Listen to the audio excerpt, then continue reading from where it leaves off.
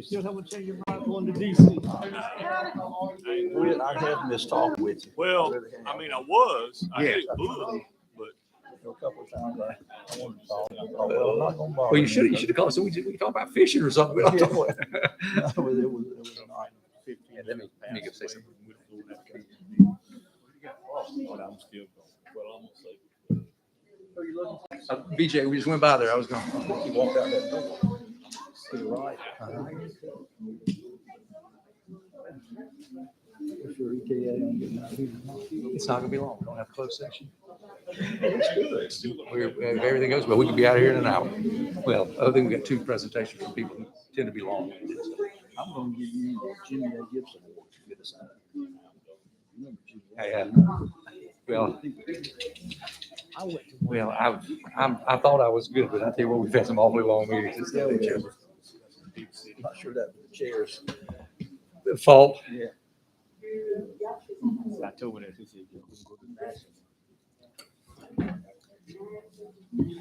Thank you guys. One of those things that close that glass.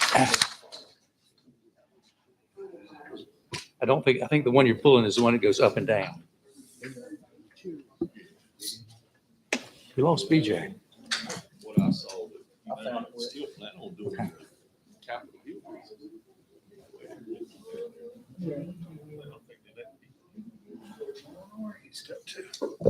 think he went out that door.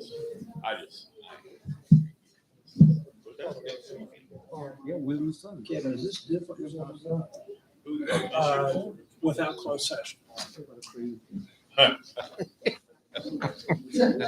No complaints there. Nope. No, I did it. I didn't cancel it. That way they give some money back. So, They said they want to upgrade accommodations. at least maybe they won't push across the. I would offer last time. But what I'll do, wait till I get there, see if they give me an upgrade fee. I got my upgrade fee. Yeah, because I got a feeling a lot throughout that. Yeah. I might be wrong, but especially then with travel from way off. Yeah. Just have-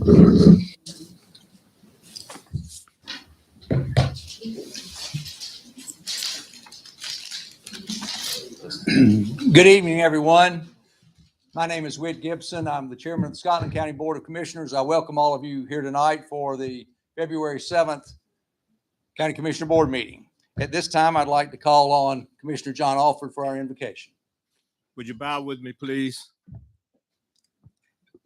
Heavenly Father, we thank you now for the beauty of this day. We thank you for all of your blessings. We ask that you bless this county. We ask that you give us the knowledge, wisdom, and understanding that we need to represent all of our citizens. And we thank you for those who are in attendance tonight. We just give you thanks for those who are concerned. And it is in Jesus' name I pray. Amen. Amen. Thank you. If you would stand with me, please, as we face the flag, recite the Pledge of Allegiance. I pledge allegiance to the flag of the United States of America and to the republic for which it stands, one nation, under God, indivisible, with liberty and justice for all. Thank you. Be seated.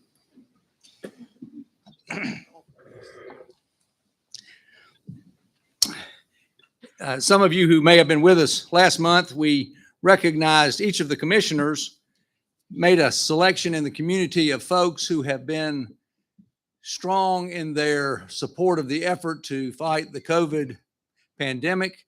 We had good attendance. We had 5 commissioners who recognized 5 individuals, and there were 2 of our commissioners who either their recipients or the commissioners could not be there. I will speak for myself.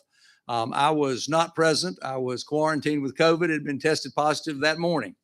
The other commissioner was Clarence McFadder, and in his stead tonight, Commissioner McFadder has a very busy day today, and he is not going to be able to be with us tonight. So what he has asked Commissioner B.J. Gibson to present the plaque to the person that Commissioner McFadder has chosen as his COVID hero. Commissioner Gibson. Good evening, everyone.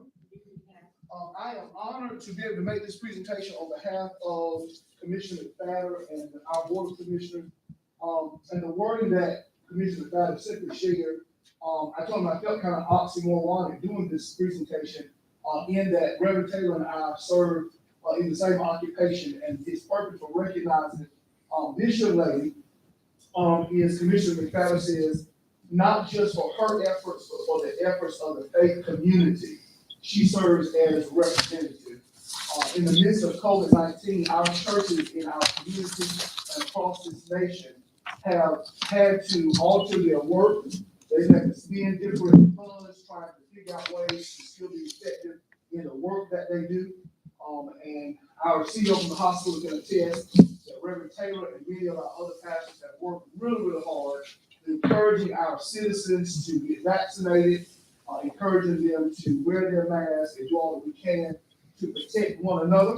And so this evening, on behalf of the Board of Commissioners and Commissioner McFadden especially, I'd like to present this award to Reverend Vermeer Taylor, who is the pastor of the Galilee United Methodist Church, in recognition of extraordinary service to the citizens of Scotland County during the COVID-19 pandemic, presented by the Scotland County Board of Commissioners. Pastor Taylor, would you come and have some words, please?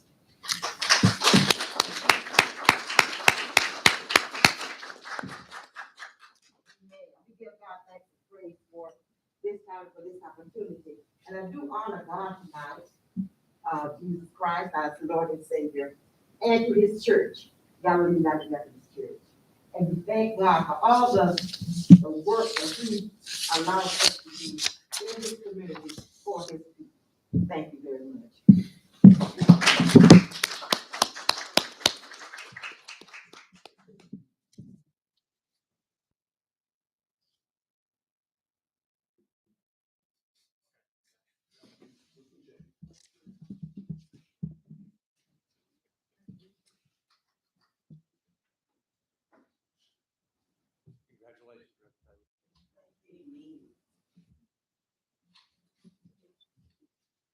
At this time, I'd like to present the award to the person that I nominated. I'm going to ask her to step up here. Her name is Phoebe Holt.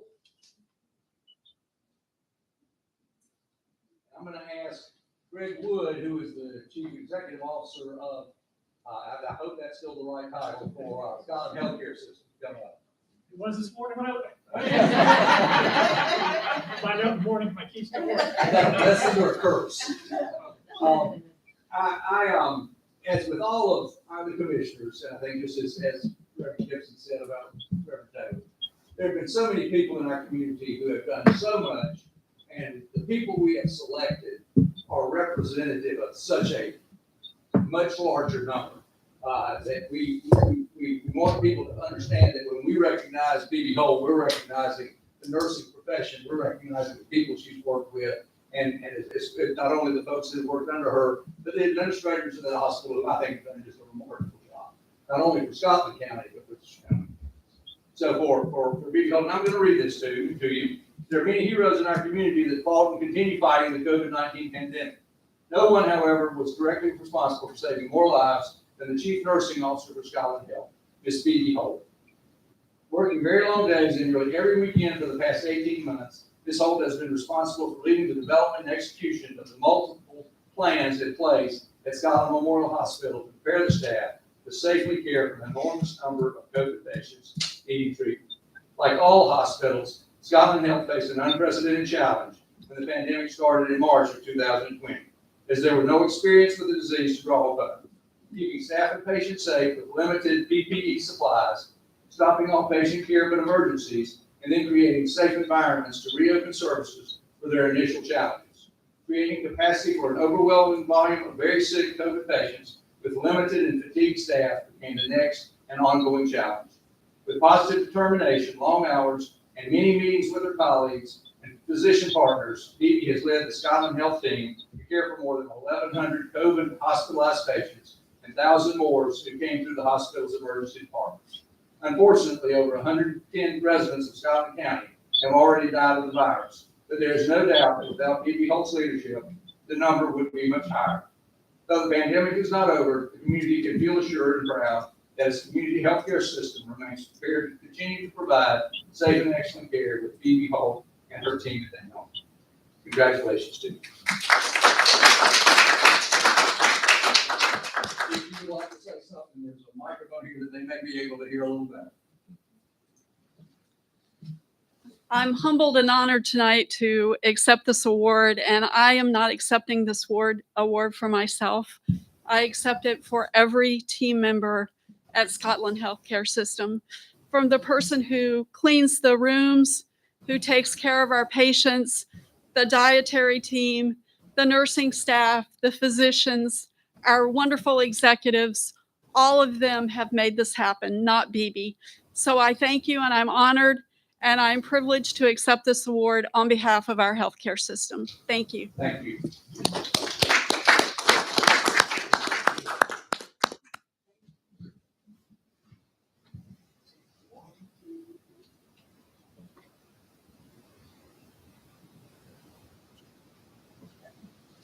Good. You're good. Okay, thank you. We have another presentation tonight that I am honored to make.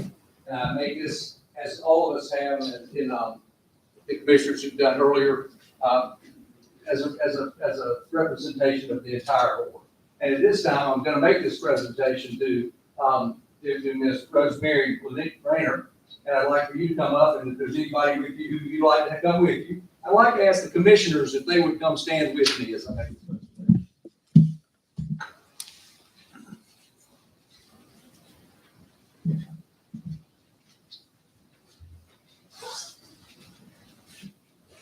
This is Ms. Rosemary Rayner. Her husband, Don Rayner, and Don passed away on the 28th of December. Don has been a pillar in the community for many, many years. I have known Don for a long time. I really haven't seen much of him the last several years. There was a time 20 or 30 years ago that I saw a great deal of him. But he has always been active in so many things, some of which I'm going to mention in just a second. But if you don't mind, I'd like for us to take just a second, maybe a few seconds, just in silence to remember Don Rayner and the fact that he's with our Lord right now.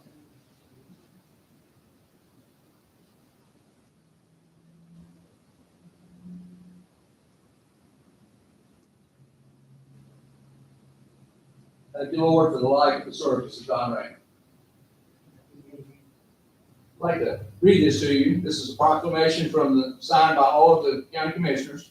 Whereas Donald Lewis Rayner was a lifelong resident of Laurenburg in Scotland County, and whereas Mr. Rayner has been a tireless advocate for this community, serving as a basketball coach, member of the band boosters, member of the Scotland County Board of Social Services, and founding member of the I.E. Johnson Restoration Committee.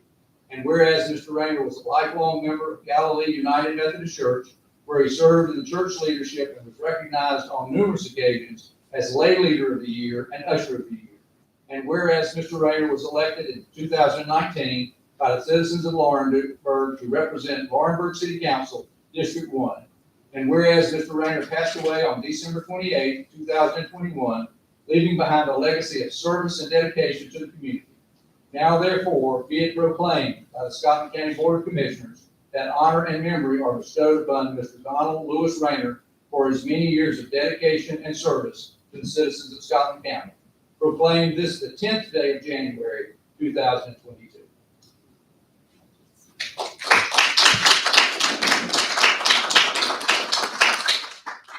You are welcome to say something if you would like. And I also, maybe before you do that, ask if there's any commissioner who wishes to make a comment.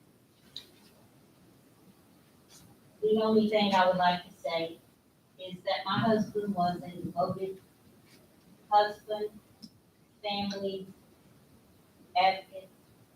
He was full of faith and he loved his community. He worked diligently to try to make Laurenburg a better place to live. We appreciate his service. And the last conversation I had with Don Rayner was, the last two conversations, one was in the parking lot at I.S. Johnson, the other was in the library at I.S. Johnson. He certainly loved that place, and I'm sure he would be proud of what we're trying to do there. And I appreciate it. Yes, ma'am. Thank you so much. Thank you all for coming.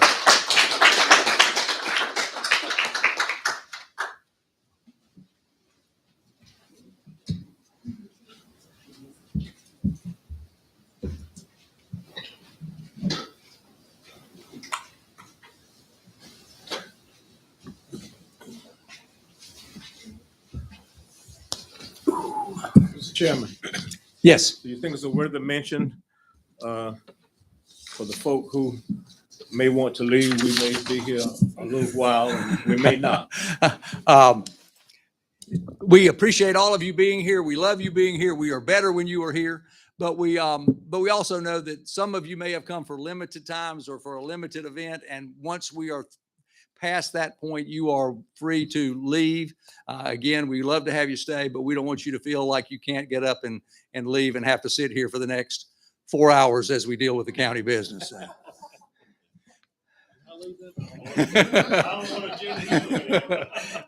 I really don't think we're going to have a prolonged meeting tonight. I sincerely hope not. The commissioners, you have before you a copy of the agenda. Do I have a motion that we approve the agenda? So move. Have a motion by Commissioner Ivy, a second by Commissioner McCall. All in favor say aye. Aye. Any opposed say nay. The ayes have it. The public forum.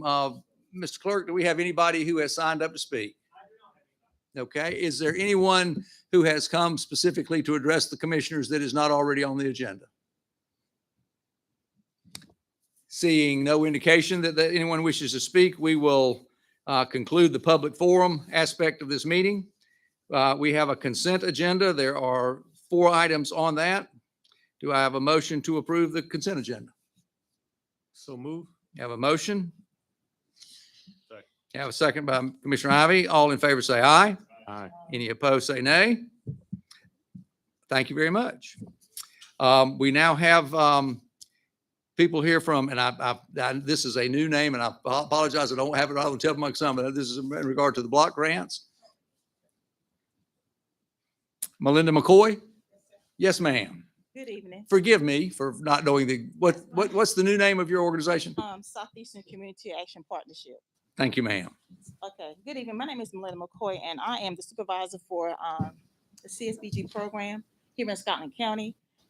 And also I supervise Hope County and Robertson County. I'm here I'm here tonight to present our agency's upcoming year for our grant program. Our goal is to empower, to improve the lives of people that we serve at our mission. We are located in 7 counties, and what the community service block grant does is we assist families and individuals to help them gain employment and better employment, and also assist them in education training and education support and employment support. And we also do emergency assistance. So, and we are looking to serve in this county at least 25 families or more, if we can get those families. And we're also located in the 915 South Main Street, in the building where Section 8 is. That's our office building. Okay. And so we also assist those families that may need any type of COVID relief or NC relief, or if they have anything dealing with the Florence disaster, hurricane. We also assist families in that area. So I know that you was sent then the 1-year work plan from our office, and I just wondered, did you have any questions about the grant thus far? Does anyone have any questions? No questions? Okay. Okay. Thank you for your time. Thank you so much.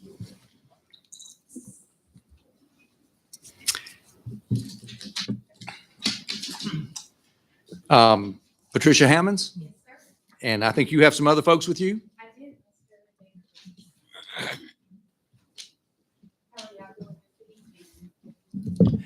We're doing well. It's always good to see you. Good to see you all as well. And thank you so much for allowing us to come before you this evening. What I want to present to you all first, I'm Patricia Hammonds, the Lumber River Council of Governments Workforce Development Board Director. And David and I wanted to come and bring you some information regarding the Realignment Study that is underway from the NC Works Commission. We found out back in November 2021 that the NC Works Commission was planning to undergo a study of the Workforce Development Board system. And within that information that has been shared with us, there's some concerns that has come about as a result of this study that they are taking upon themselves to do. Some of the information that has been shared has, when I say it's raising concern, it's showing that they are looking at realigning the current boundaries that we receive funding for to provide services within the Lumber River local area region. And as you all know, the Lumber River Workforce Development Board serves 5 counties in the Lumber River local area. Scotland County is one of those counties. And we have worked tirelessly over the years to make sure that you all are receiving fair share of the funding that we do receive in order to be offered workforce development services. Some of these services include services for our businesses, on-the-job training opportunities for individuals that are seeking to go back to work.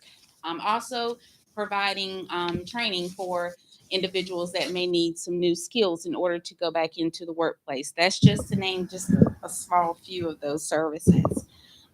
What we did when we found out this information, we met with our Workforce Development Board Consortium, and thank you, Mr. Alford, for serving on the Workforce Development Board Consortium. He is appointed by the county commissioners, so he is serving you all very well. I appreciate his support.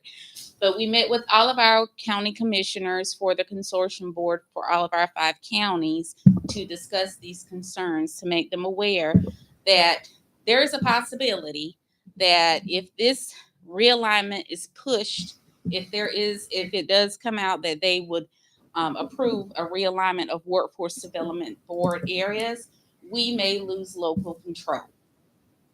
And that means we could potentially lose funding for our local area. And it would be devastating if we did. So when we met with our consortium board, we presented to them information that you all should have received, a white paper within the agenda packet, and also a workforce development realignment resolution, and not to support this realignment if it's approved. Right now it is a study. So what we're bringing to you tonight is just an update. As of today, we do not have additional information. The study is underway. We anticipate to hear results from the study within the next 2 months, roughly. But we wanted to be proactive and come to you all to request that we do not support a realignment of the Lumber River Workforce Development Board area. And that area does cover Bladen, Polk, Richmond, Robeson, and Scotland counties.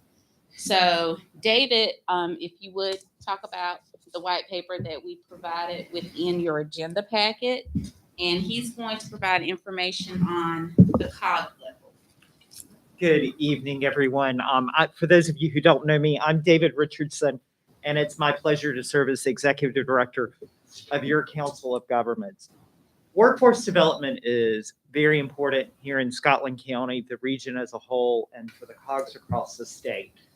So on a statewide level, we've been doing some advocacy work about the importance of aligning workforce programs and keeping those alignments with the COG boundaries. We provide numerous services. We are that lead regional planning agency within the Lumber River region, working with you on aging issues, broadband issues, a myriad of other areas, and workforce development is one of those. The COG Association has put together a white paper. If you turn to page 7 of that white paper, I think that gives you a good table summary of why we think the COGs are the best place to house workforce development.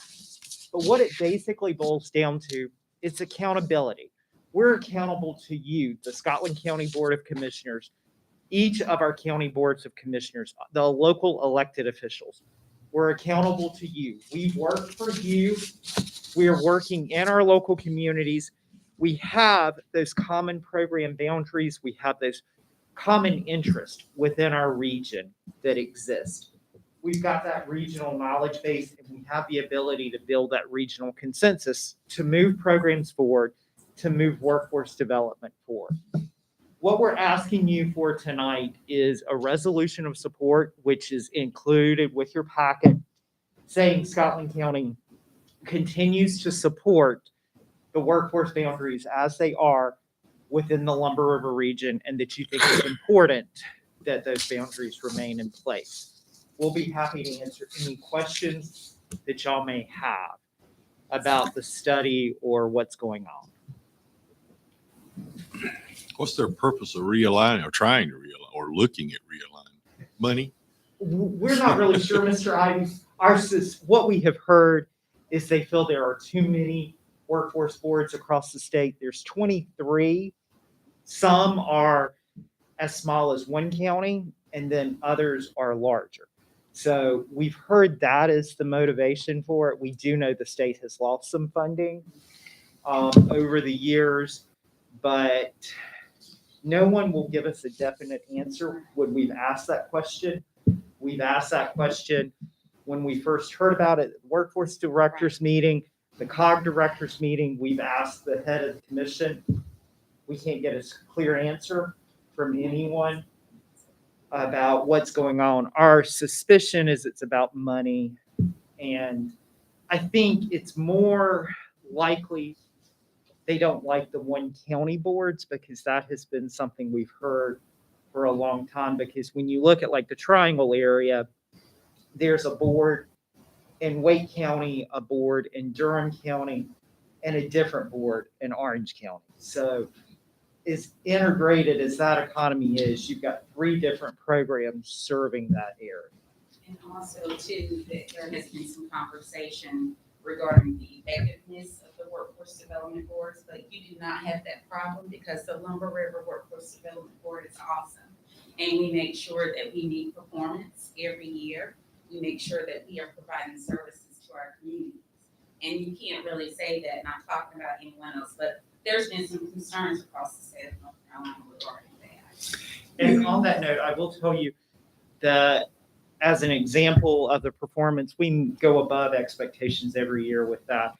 Recently, with Hurricane Florence and Matthew, we have administered hurricane programs and employed more than 600 people across the 5-county area for that. We've actually been asked by the state to run a COVID program, not only within our area, but adjoining areas as well. And if there's individuals that are listening to the meeting today, if you're interested in becoming a truck driver or getting your CDL certification, please reach out to us at the COG, 910-618-5533, and speak with one of our workforce staff, as we've got some funding to help people go through that CDL certification, or speak with the NC Work Center here in Laurinburg. Mr. Chairman, Yes. Go ahead, please. you just said there's 23 workforce development boards across the state. Are they all housed within the COGS, or do they sort of just land in different places? I'm trying to understand how, like, a workforce development board is western across the state, might not necessarily be with the COG in that region. There are 14 COGs. There's 14 of the 16 COGs that hold workforce development boards. Answers on that answer my question. So there are 2 COGs that do not. Okay. One of those is Triangle J, which is up around Raleigh, and they've got a lot of those single county boards. But there are 14 that house them. Now, like Centralina, Mecklenburg County has its own workforce board, but the other counties in the Centralina COG are a workforce board that aligns with their COG. So all COGs are impacted by this? Yes, ma'am. Not just our COG? Not just our COG. But if there are 14 COGs that are involved and there's 23, whatever the term you used, who is the coordinating group in those other 9? So in Mecklenburg County, it's the city of Charlotte. In Wake County, it's Wake County. Durham County, it's Durham County. It's pretty much a municipality or a county that in those other areas. There's 1 or 2 that that stands alone with like a nonprofit agency. But for the most part, they're based in COGS or with county or city government. Okay, and if I'm reading the proposal right, that the new area would be 7 or 8 counties. That, We are not absolutely sure as to what the new area would be. Those are the maps that are floating around now are just potential situations. Uh-huh. And whereas they're gonna, if they start realigning and start conjoining counties, there is a chance that we would not be included in the same group. That Lumber River would not remain in the same group. the Department of Commerce has what's called prosperity zones. There's Right. 8 prosperity zones across the state. Our suspicion is that they're trying to realign them with prosperity zones. Our prosperity zone, as you'll notice, includes Cumberland County, Yeah. which is very urban. Its characteristics are very different than the 5 counties we work with at Lumber River.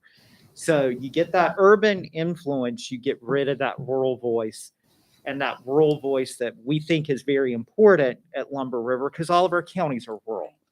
You know, having that rural voice heard, we think is very important. We think that is something that we bring to the table to our counties, and making sure that rural voice does not get overshadowed by that urban voice.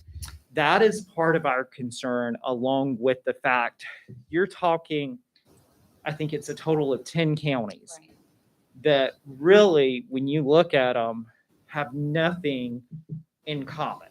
On the statewide level, the only people that really use prosperity zones are the Department of Commerce, and they only use them for some of their programs. The prosperity zones were created about 10 years ago by the General Assembly, and they really haven't done anything, haven't come about. The COGS were created back in the 60s, 70s to serve as that lead regional planning agency. And Commerce decided, for whatever reason, there was something, and I apologize, I can't tell you why, because that precedes my time. When the General Assembly decided to come up with prosperity zones. So I don't know, but Commerce is the only one that uses them. One of the things we've seen is people are talking about there's DOT planners. There are other places. Well, these are the DOT people that sit in an office that we're already working with at the COG through our RPO program. They're not integrated, covering that entire region. They're just someone assigned to that prosperity. If they go to the 7 county or the 10 or 11 county area, obviously if they go to the 10 or 11, they're including probably New Hanover and Cumberland. But if they went to the 7 county, it's mostly rural, although it does have 2 of the coastal counties. Who would be the coordinating group? We don't know.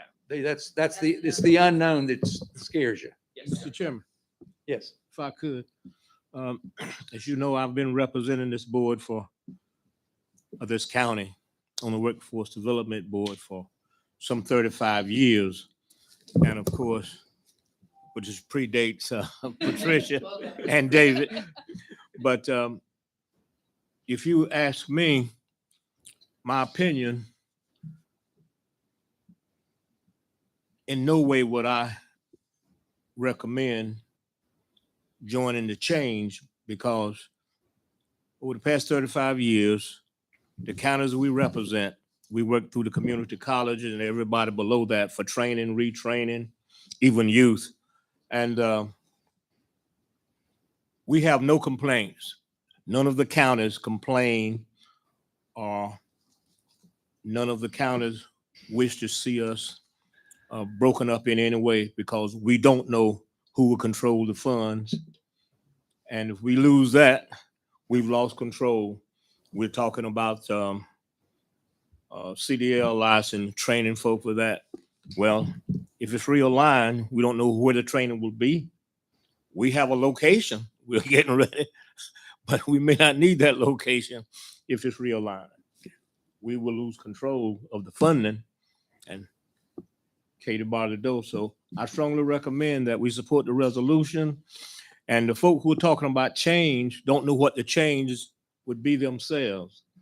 And I've talked with some of my representatives in Raleigh, and many of them are displeased with the Workforce Development Board because of confidentiality. We can't track our success now.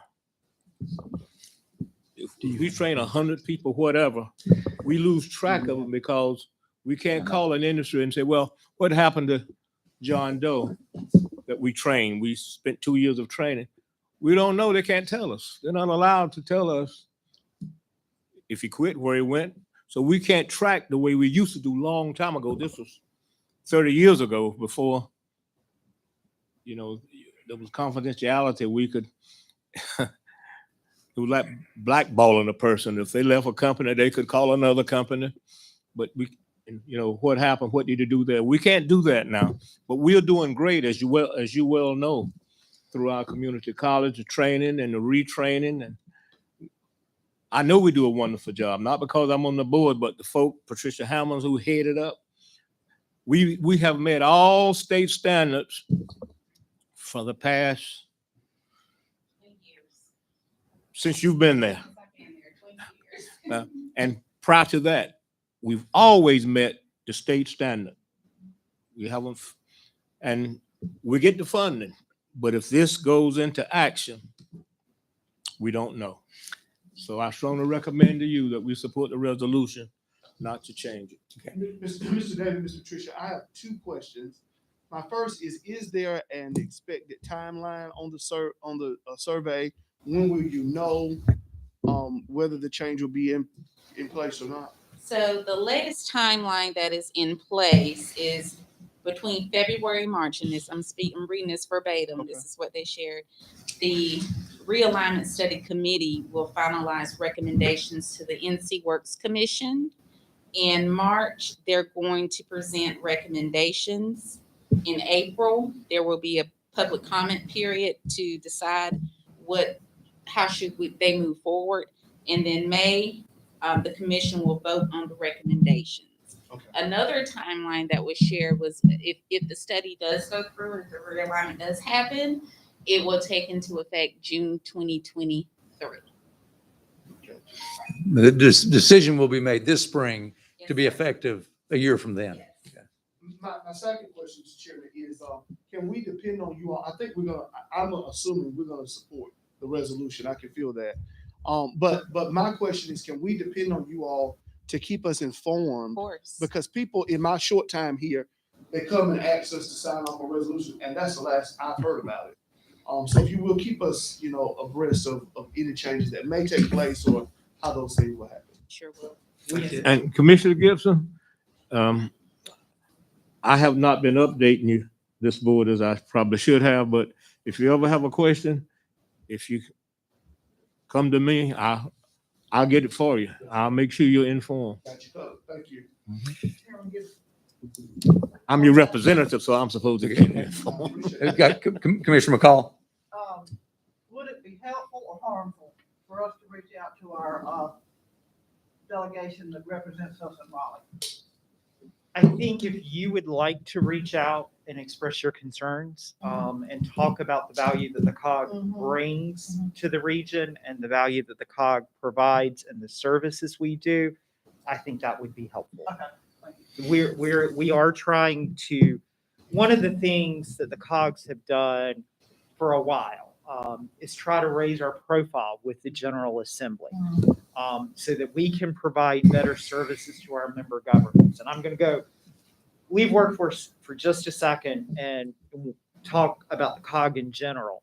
One of the things we've been really successful with in the last budget is the COG Association got a dedicated appropriation to come to each of the 16 COGs to provide assistance, technical support, technical guidance to our member governments on ARP funding.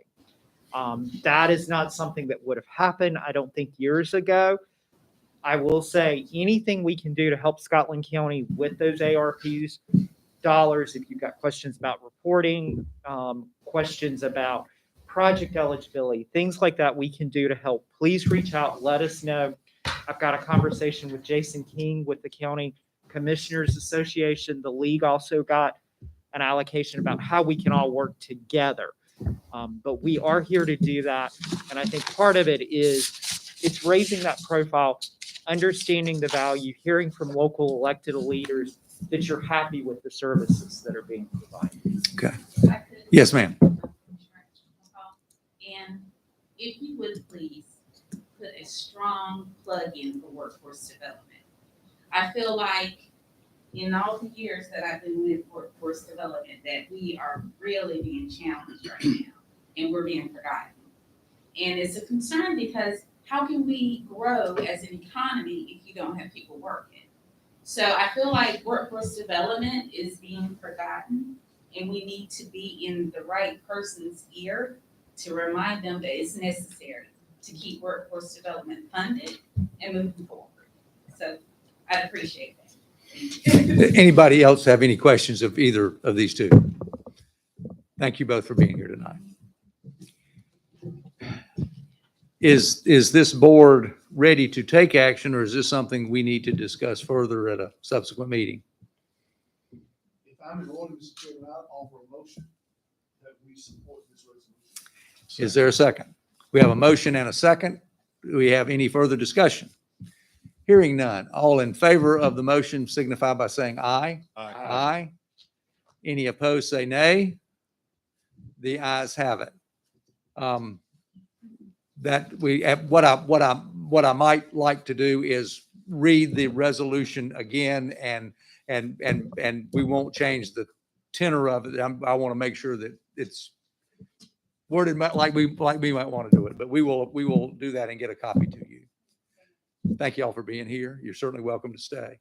At this time, is Commissioner Goldston on the line? Betty Goldston, are you still with us? Commissioner Goldston was going to join us tonight virtually, and I'm He's got her muted. She's muted, right? okay. There you go. Okay, thank you, Betty. Just want to make sure you were still with us. Okay, you're coming through loud and clear. Thank you, ma'am. Did you have a vote on the last motion?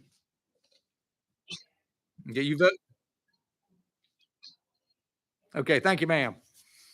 Okay, moving on to COVID-19 update. Dr. Caldwell. I will also say Greg Wood is with us. I was going to mention to him that we were having this again as we have every month and that he was welcome to stay and participate.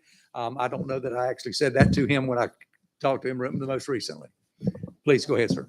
Thank you. I think you see the numbers up there, and I would like to say thanks to Greg. Greg and myself really work closely together to kind of monitor the cases here. So we, positivity-wise, we are staying at 26%, almost 27%, which is a little bit too high on the left side of the graph. And the bottom part of that graph, one of the things I'm looking at is the deaths from January the 31st to February the 7th. In about 6 days, and 7 days, I could say, 7 deaths recorded. But we are trying to investigate that.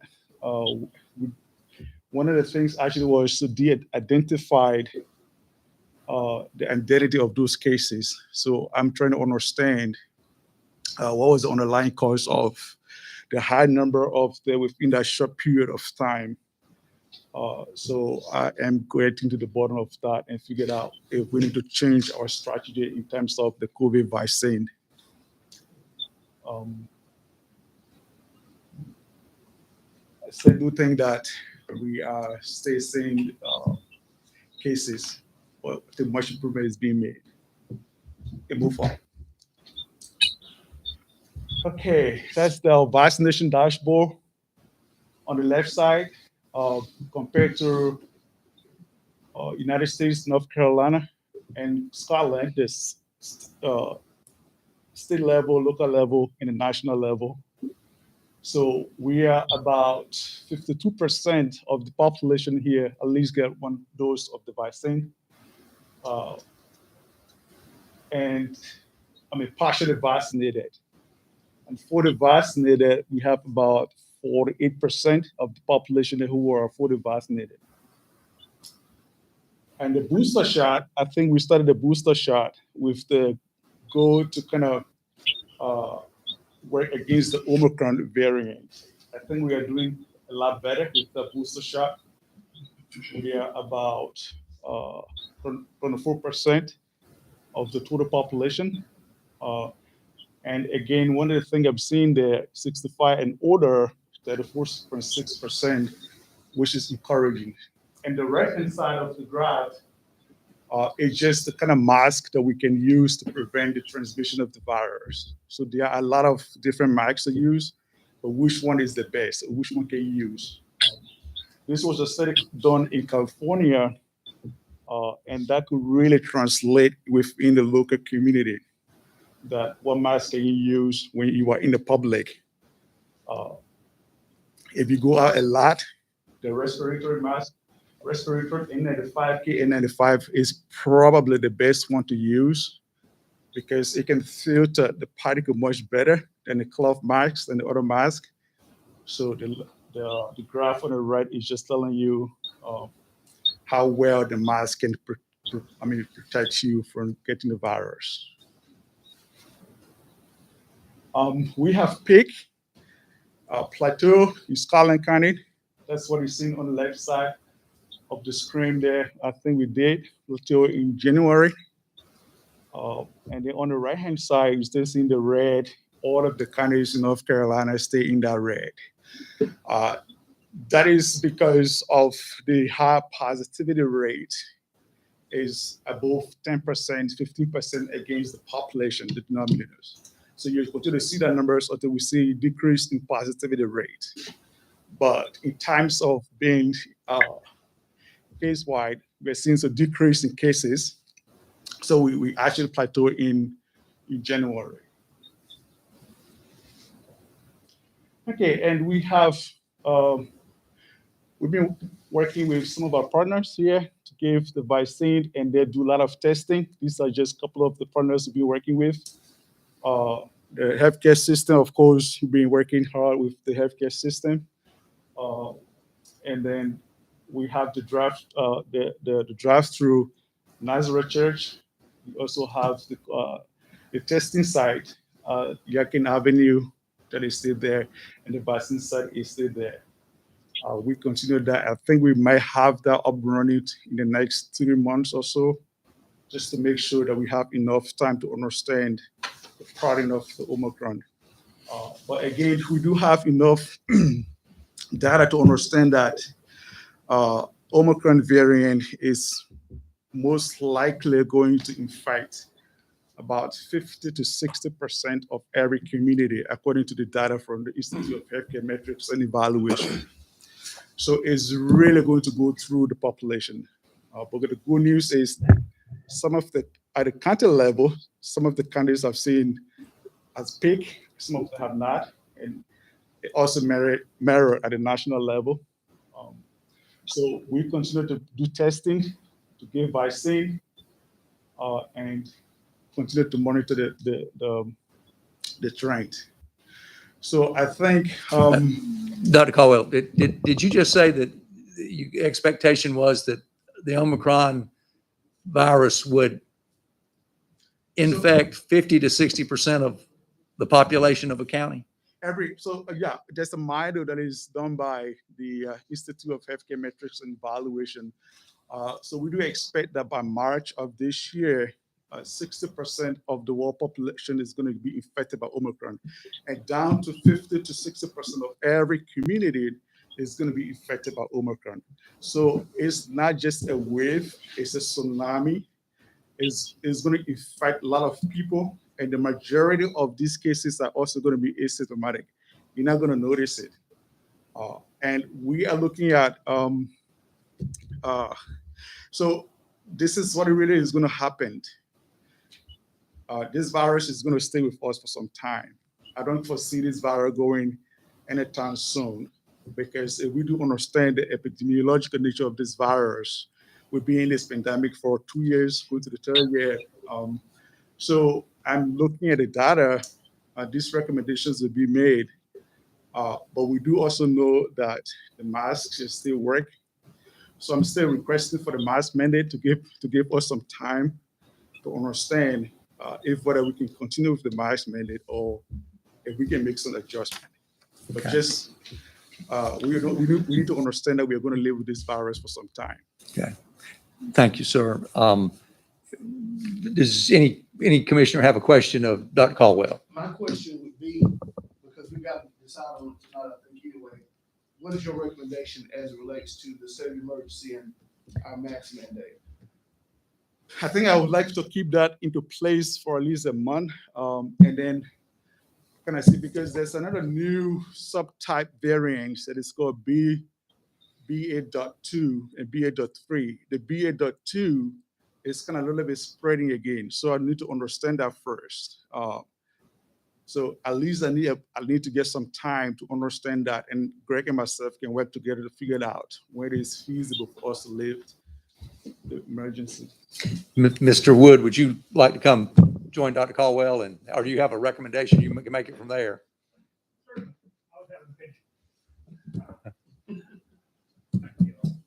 I would agree with everything that Dr. Caldwell said. I just had a couple things from the healthcare system perspective. So last Thursday was the first time since about December 12th that we came out of county diversion, which means we told out of county ambulances since December 12th, don't come. They came anyway. So it's the first time we had a sufficient reduction in overall volume and COVID volume in particular.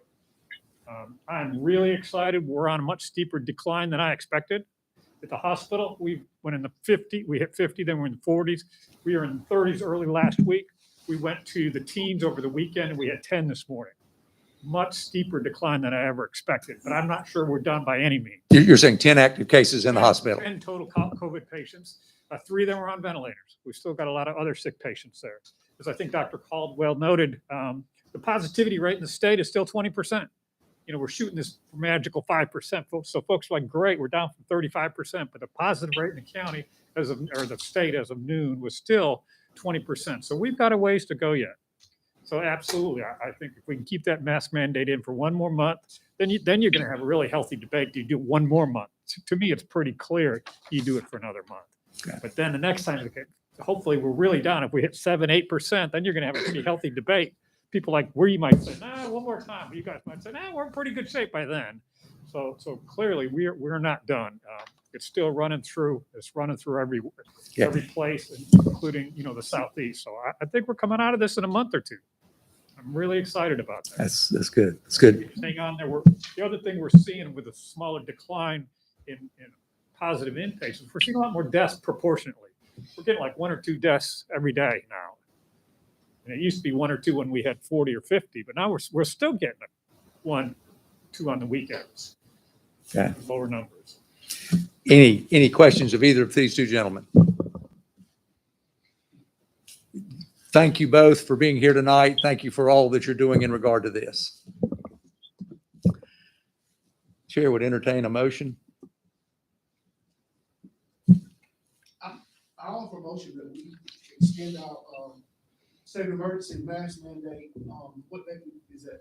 March 11th. To March 11th. Based upon the recommendation of both sides. Okay. The chair will second that motion. Do you have any further discussion? Any further discussion? Well, I mean, we're still, as a board, doing this with you can call it a mandate, but it's not a mandate because it has no teeth to it. All right. And I'm still, this is an action that the health board should be doing, and still refuses to do that. And that's the doctors that are in place to know about this stuff. I mean, you can listen and hear 50,000 things. You can find a report somewhere to support whatever you want to support, you know, and that's bad to me, because you don't know what's reliable, what's not reliable. And I mean, from some, you know, John Hopkins has come out with all kinds of stuff on it. Do you believe that, or do you not believe that? Or do you believe what the CDC, or do you believe what the UK is saying now, or some of the other states? But my whole thing to this is, you know, if you run a business and you want to require a mask for people to come in or do whatever, I mean, this came up in our ABC board meeting earlier, but, you know, you see a lot of these signs, no shirts, no shoes, no service, you know, then that's your business. You do what you want to do. If you want to wear a mask to wherever you want to go and whatever, I support you 1,000%. But I think at some point, and I think we're there, I think we're past it, but we've got to take that word mandate out of this thing and quit telling people that they got to do it, but we're not going to do anything to them if they don't do it, especially when our health board is not, my understanding, they've decided they're not going to support that. So, but it's so politically charged now, and they got everything else charged in it. I get it, but I mean, when we sit here and call it a mandate, or it gets put out as a mandate, it's really not that. And I think that hurts us more than it helps us because of that word. And until the health board would make the decision to do it, I think it would make a lot more sense still coming from them. But apparently they're not willing to do that. So for whatever the reason. And but with that, I'll leave it at that. I mean, I'm not opposed to any of this, but I'm just saying that we got, at some point, we got to stop doing the same thing over and over again, because we did all this stuff forever and we still went way up. Yeah. Now we've come back down, or coming back down. And you know, do we keep on doing the same thing over and over again and expecting a different result? And it just, I don't know. I'm probably as COVID fatigued as anybody, just tired of hearing about it. But Mr. Chairman, yeah, I would just, since I'm supporting it, and I see where Tim was coming from. The reason I support it, the mandate, is because deaths don't lie. Personally, I buried 2 aunts, first cousin, best friend to COVID. Just lost a church member to COVID. He was funeralized yesterday. And mandate that people still don't wear the mask. But I think that's the least we can do. It does prevent some folk from dying. And one of those folk may be me. So that's why I support the mandate. Mr. Chairman, if I may, I agree with what Mr. Commissioner Alford said, but further than that, I want to say, as a member of the Board of Health, our last conversation was not necessarily that the Board of Health did not agree that there should be a mask mandate. We really got tied up in the with our attorney in what the verbiage would look like. You know, do you go to arresting people, and you know, and that was a real fear. Just how far did we want to go? And then when we brought it up in our last meeting, it was at this point, what the commissioners are doing, we felt like would suffice, rather than having to get into all of the language jumbo of trying to figure out exactly what to say. I personally look at it this way, as Commissioner Alford just said, deaths don't lie. And I have 3 funerals scheduled for this week of people who have died from COVID. I look at us saying it's a mandate the same as it's us saying, or not necessarily us, but government saying you gotta wear a seatbelt. Everybody won't wear it, but the majority will. And if there's an accident, our hope is that the majority who will wear their seatbelt will be saved. I think if we take our mask mandate away, you know, I wish we enforced it better here. I've seen people come in our meetings and nobody said anything. Said, you know, we are requiring masks. They just come in. I really wish we would have people in place who would remind people, because we're hearing from health professionals a lot of different stuff. But one of the things that I do believe is that masks have helped to cut down on some of the deaths. And I think when our numbers skyrocketed, I think things started looking better and people took their mask off is a lot of the reason we ended up back where we are. So that's, again, there's no easy fix to this. Oh, I'm not disagreeing with you on either of you. I'm just saying we've got to take some other kind of approach or something. Yeah. And there's too many mixed messages out there now, and it just it never stops. And so, you know, the wording of this was changed today, that, you know, we were in a pandemic of the unvaccinated, and now we're in a pandemic of the unboosted. And I mean, so it keeps changing. You see what I mean? I mean, you move the bar. You know, you step up and they move that bar, and it's got to stop somewhere. And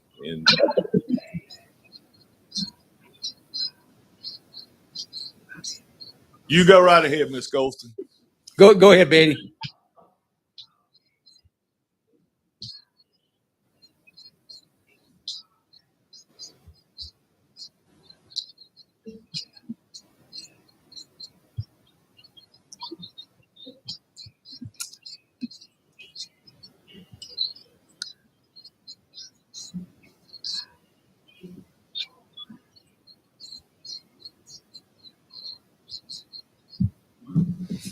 But wouldn't it make more sense, Miss Golston, to pass a resolution recommending that everybody wears it instead of calling it a mandate? I'm just saying, I think I believe it does.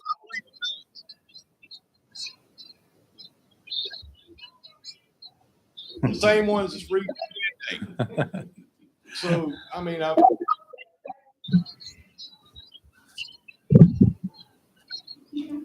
well, that's not up to me, but I mean, I'm just telling you that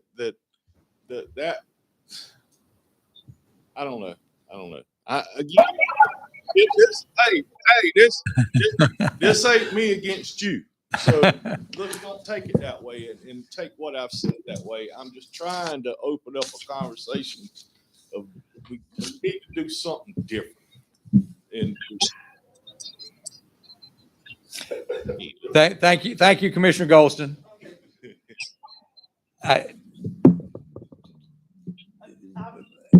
briefly, I do support the mandate, and I believe at this point, we're being consistent. We're following the recommendation of our health director, who is hired to be the principal monitor and guidance for community health in Scotland County, along with our CEO.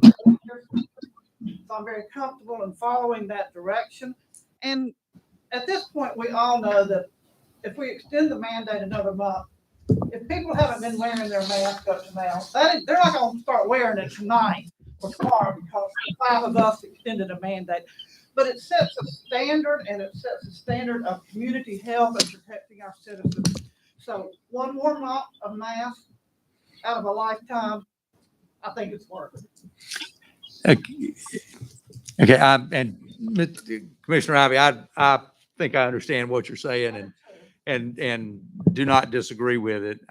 If I thought changing it from a mandate to a resolution would increase people wearing them. I don't think it's going to help it either way. Okay, well, that's my point. I'm not sure that's going to make any difference. Unless there's any other person who needs to make a comment, I'm going to call for question. All in favor of continuing the mandate through March 11th, signify by saying aye. Aye. Any opposed? Any opposed, say nay. Nay. The ayes have it. Thank you very much. Can I ask a question now? This is Sure. It's relative to what Eli was talking about. How much is that testing and shot center costing us a month out there? Because isn't that a private company that's doing it, Optum or somebody? How much is that costing us?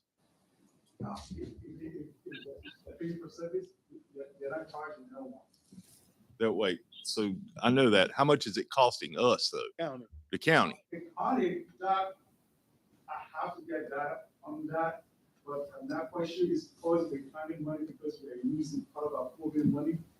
Well, I mean, it's still our money, but I mean, I'd like to know what it's costing us, because I've been out there and there's a lot of people sitting around that ain't doing nothing.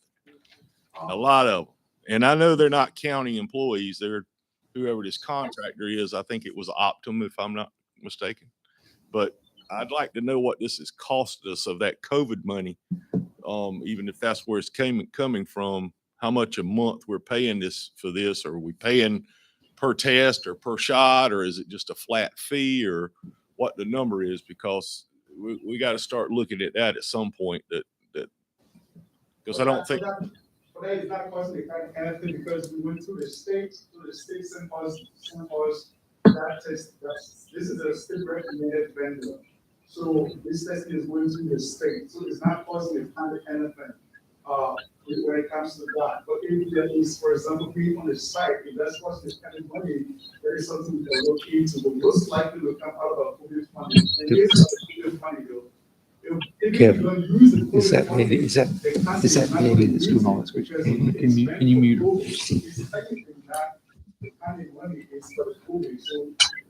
We have to use it as certain deadlines. No, I get all that. You got to know what the cost is. Do you know what it is right off? No. The only thing that I know that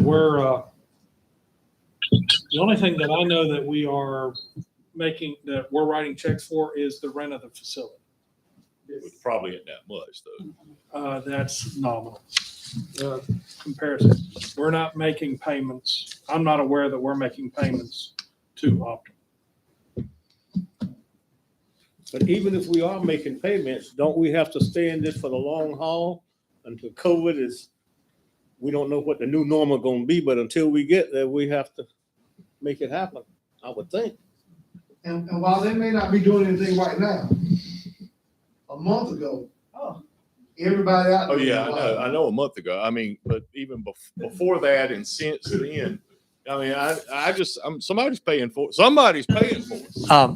Greg, is the hospital doing testing? Is that what I know that y'all have rearranged the entrance to the Doolin Center.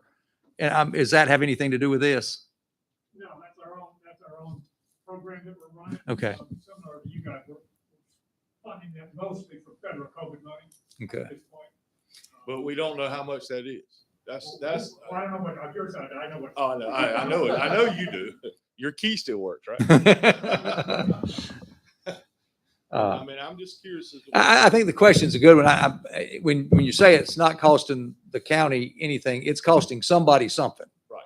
And it probably would be at least interesting to know what we're paying.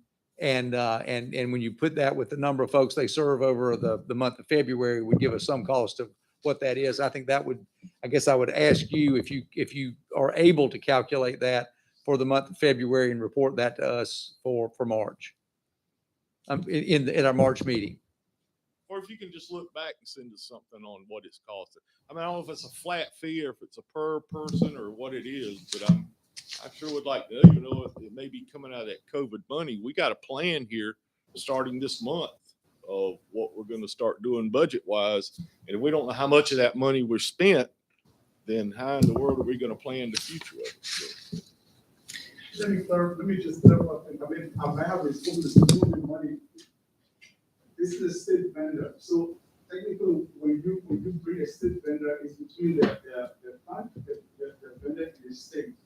So we are not using the money, the health department money for them. It's going from the state to them. So if they do a testing, they can directly report to the state what it costs. However, I can still go back and look into that to see. But it could be a little bit challenging to go back and follow through that process because of the lot of testing we're doing and go through a state because they're a state vendor. They're not a local vendor. They're not health department vendors directly from the state. Most likely they are using the federal fund. Their federal fund. Yes. Yeah, I get that. And that's fine. If that's the case, that's their problem. Other than the rent, which can't, like you said, can't be tremendous. If you can, we move to the next item. I don't want to cut you off, but okay. Next on the item is, thank you, Dr. Caldwell, and Greg, thank you for being here with us tonight. Always enjoy having both of you with us. Look forward to the day that we don't have both of you with us. Alice Johnson.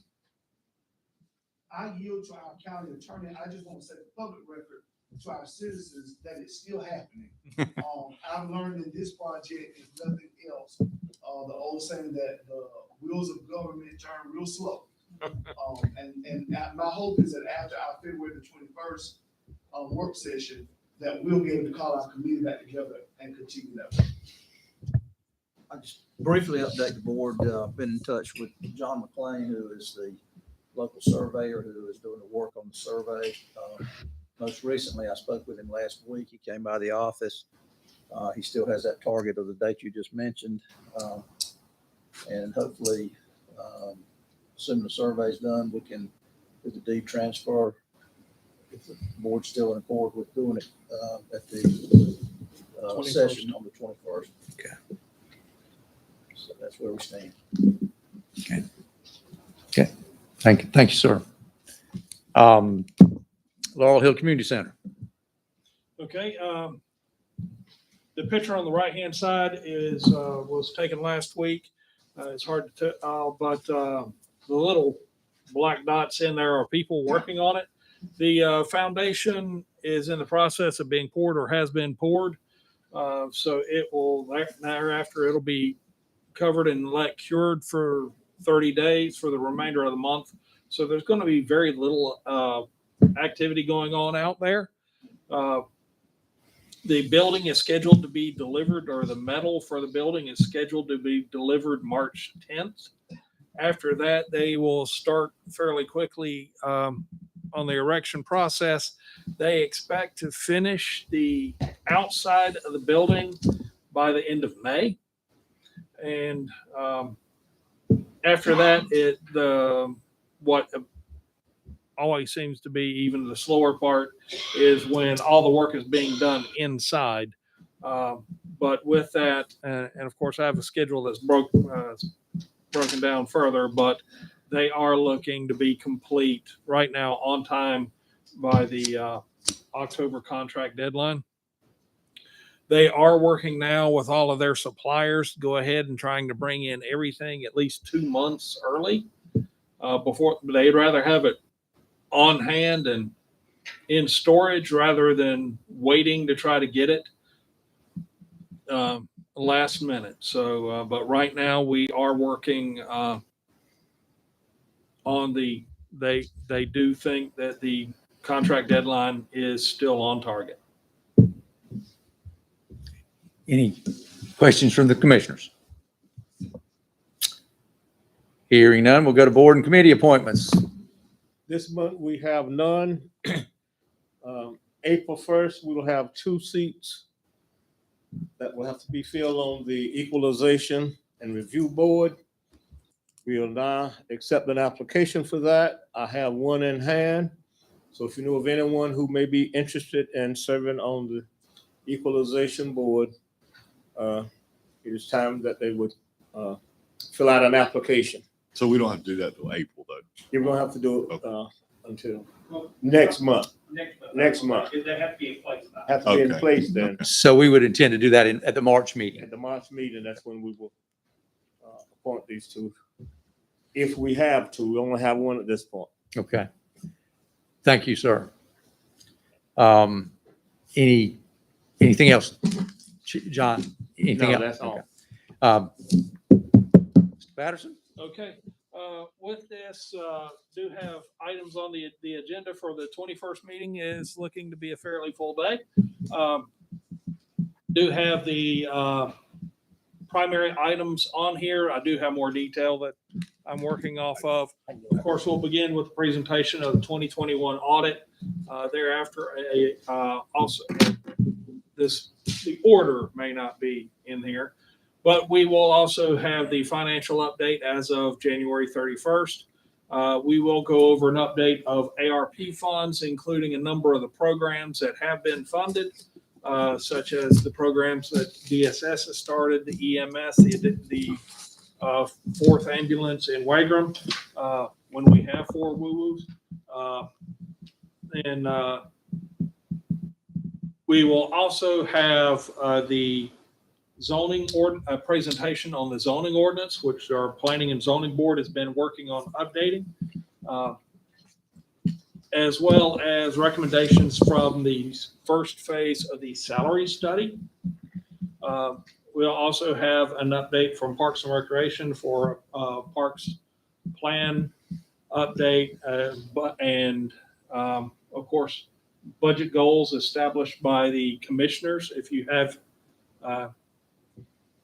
anything that you wish to specifically target, as well as the actions for the ILS Johnson project, which should include approving the deed, as well as approving the project ordinance for Johnson, as well as we'd also have an update for the Laurel Hill Community Center project ordinance. It would be amended for the state funds. But those are the primary items on the budget. Like I do have more detail under several of these categories that we'll be going into. But if there's anything specifically that you would be interested in going into on the budget, I mean, at this work session, please let me know. We can get information together. And I have asked the departments if they have specific topics that they wish to talk about that's going to be impacting on the remainder of this year or even into next fiscal year as well. Okay. Any questions of the county manager? Hearing none. 2 other things. We have gone out for requests for proposal for a new audit firm. Our auditor will be presenting the 2021 audit at this meeting, but he has informed us that he is not going to continue on serving the county. And some of it is just counties are complicated to audit and they are getting worse. We have Beth Hobbs has gone out for bid for new auditors. The close date on that is February 28th. Those bids will be brought back to the Board of Commissioners at the March meeting with recommendation. And again, because this is a professional service, it does not have to go to the lowest, bidder.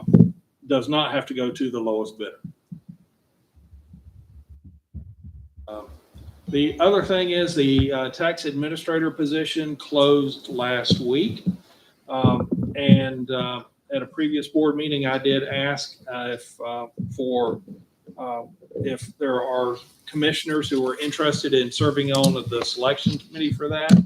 And Commissioner Ivy and Commissioner McCall expressed interest. So if you are available this Wednesday afternoon around 2:00, we would actually go over the applications that we have in hand. Through this first phase, there are going to be no interviews yet, but this first phase, the applications will still be blind.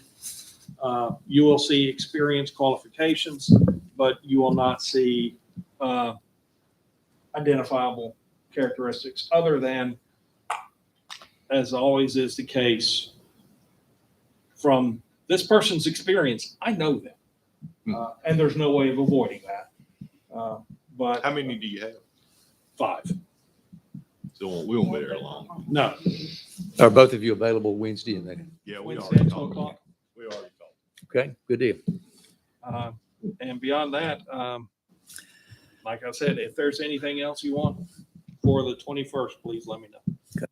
Mr. Patterson, for that salary study, is the company that did that gonna be making that presentation? Yes. Becky Veazey, she is the lead on that. She is going to make that presentation.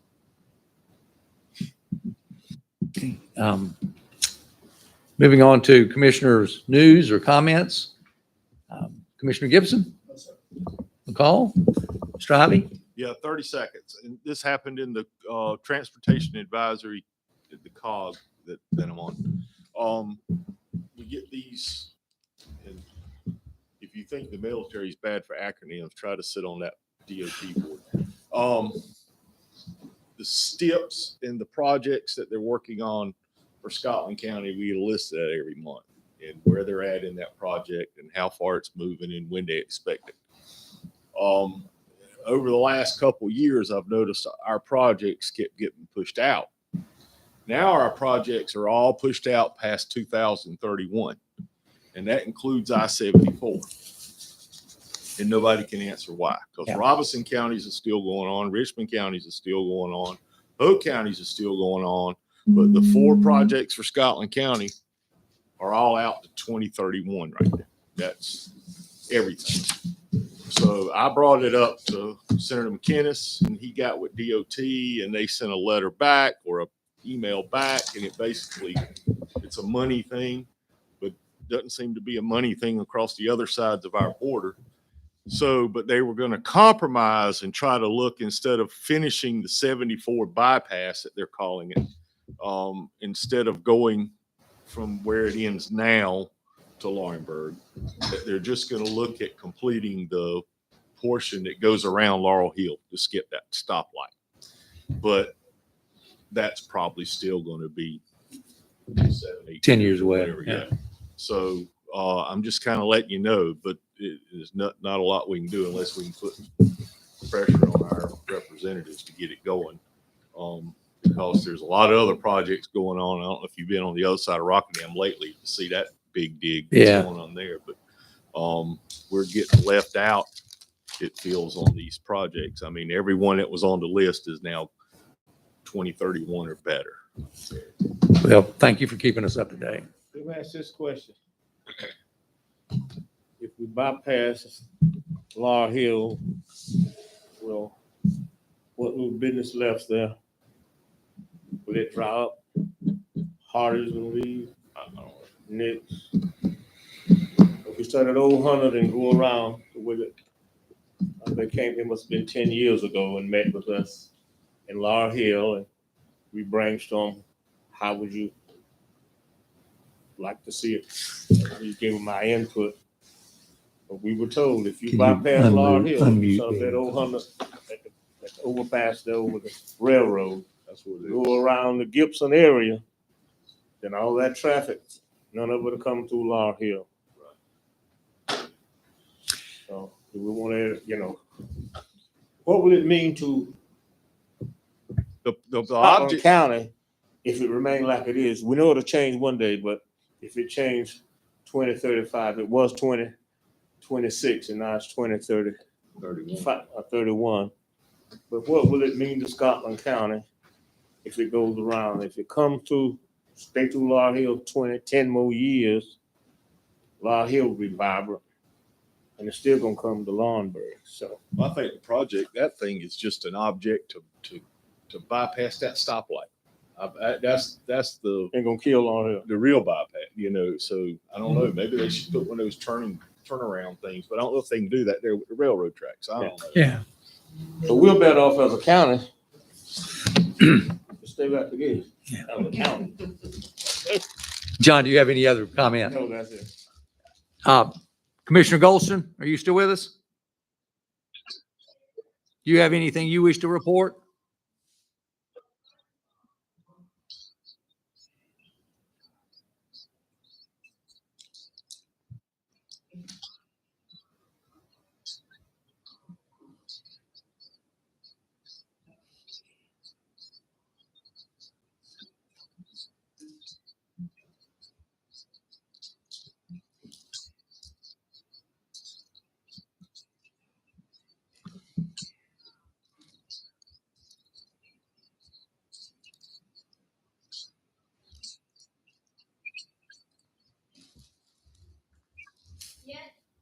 You might step over to the microphone if you don't mind. Yeah, she can hear you. April, step into the microphone, Betty. Yes, ma'am, Miss Golston.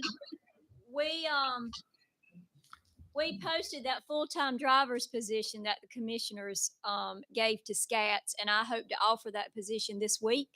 And then we basically always have a part-time position posted and recruiting for that. And so I'm very hopeful, or what I've told my staff with that full-time driver position, I want that new fixed line in place and going out to those townships definitely towards the end of February, beginning of March. Yes, ma'am. Thank you, Ms. Nee. Robert, I hate to call on you, but, and Sandy, I heard your report this morning. I'd actually read it in the EMT newsletter that your training program had received some special recognition. Can you comment on that for a second? So No. that was the, our 911 training program, got what's called P33 certified, and it's just a national certification that only a very few select in North Carolina.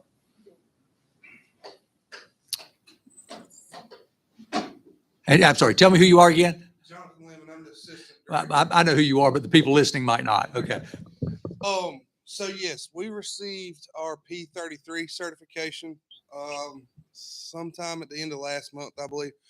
And what it is just a nationally recognized certification that not very many, and I can't quote it, but there's very few in North Carolina that have it. And it's just a standardized way of having our training program set to their standards and being recognized as successfully doing it. Is this the first time Scotland County has had that designation? Yes, sir. Well, congratulations to you and the staff and those who made that possible. Thank you. Yes, sir. Thank you. Any other comments from the commissioner? Not, is there a motion to recess until February 21st? So moved. Motion by Commissioner Ivy, second by Commissioner Alford. All in favor, say aye. Aye. Any opposed? Thank you, Betty. We are adjourned. Good night, Betty.